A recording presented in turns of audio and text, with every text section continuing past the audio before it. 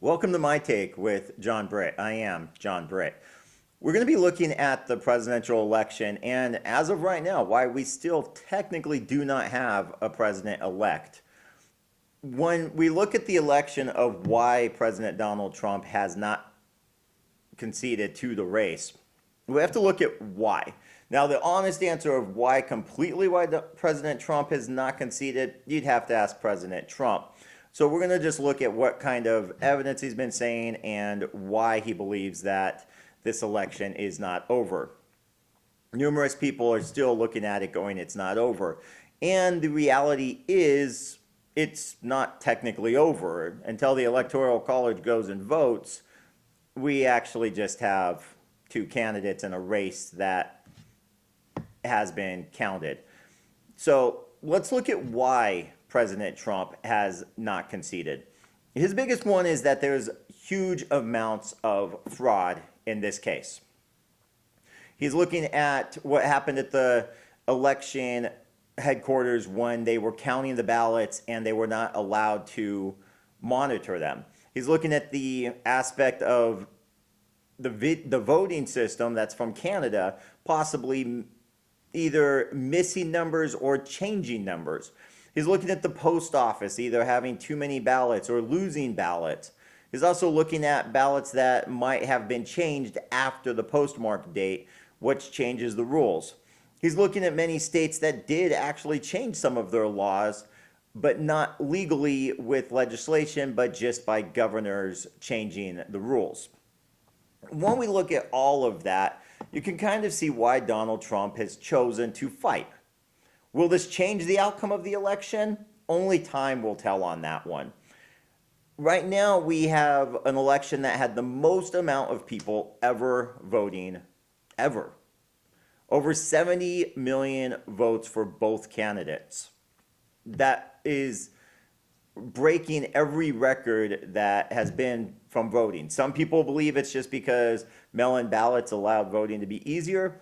Some people believe that it was the enthusiasm of the vote, and so therefore they were able to get more people out to vote this year. Whatever the reason is, we do know that it's the most voted upon election ever, but we also know we need to make sure it's correct. As Americans, we literally have spent years in a battle on the last election of, is President Trump legitimate or illegitimate? We all know, looking at the evidence, there wasn't enough Russia collusion. There wasn't enough issues to ever state that he was not the actual correct president. Can we, as America, have another 4 years of that?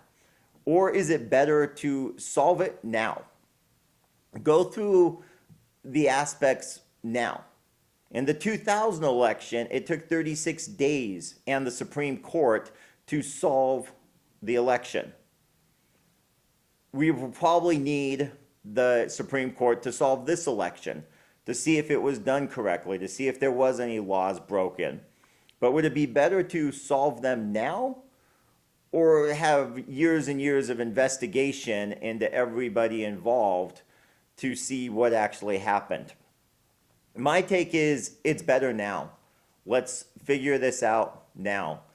Either way, whatever side wins, there's going to be another side that's not happy. That's how the elections always go. Every single time an election happens, you've got people that are happy that someone won and people that are not happy. You cannot please everyone. So therefore, let's take the time now.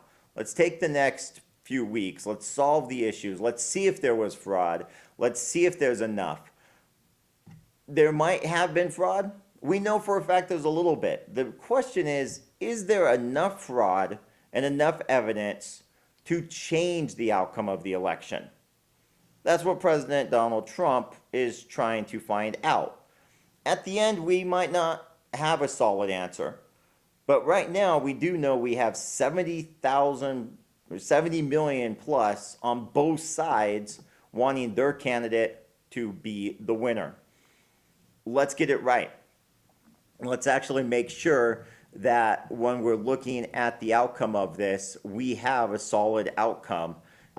And on January 20th, 2021 at 12 o'clock, the correct person is there, either President Donald Trump or President-elect Joe Biden.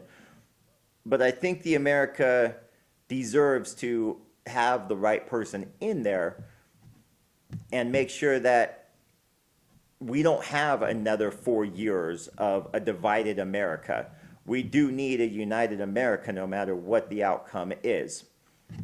And that's my take. Please give me your take in the comments below. Moving on to some awesome news from Christy. Her daughter is about to start snowboarding lessons. The ski lift just opened up and she's really looking forward to that. So Avery, looking forward to seeing some video of you doing some awesome snowboarding stunts. Everyone, if you enjoyed the video, please like and subscribe. Please leave your comments, and I thank you for watching.